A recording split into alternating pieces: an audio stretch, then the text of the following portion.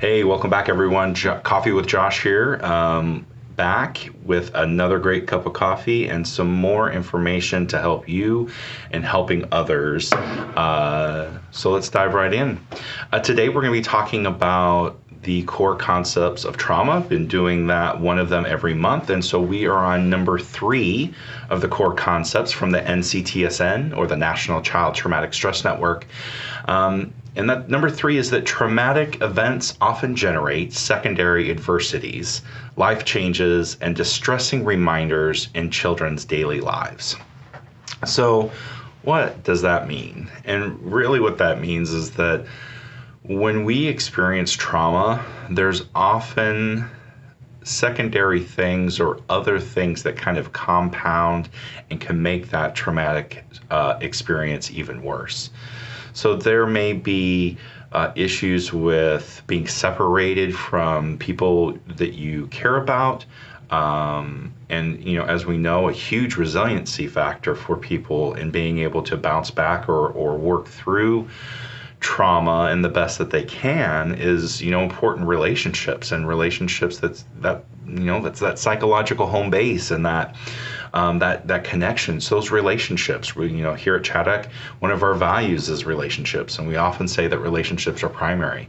So if part of the traumatic experience is also then separation, particularly if it's separation from their attachment figure, that just has a humongous compounding effect on the impact of the experience and their ability, or how they navigate that. Financial hardships might be another one. If there's a tornado, now all of a sudden you're having to spend financial resources in a very different way just to meet basic necessities, which can be really challenging and add additional stress to the adults. And so, it's stressful for the adults, and now the kids who are going through that went through a traumatic experience. Their parents are stressed out or upset. Again, just that kind of compounding experience. So as you're thinking about, as you're reflecting and processing kind of the case conceptualization of working with somebody that has had a trauma exposure, be thinking about what other secondary adversities may have come out of that, compounded onto that, to make that experience even more profound. And how might you explore those? How might you think about the impact of those, and how they might need to be addressed through the treatment process?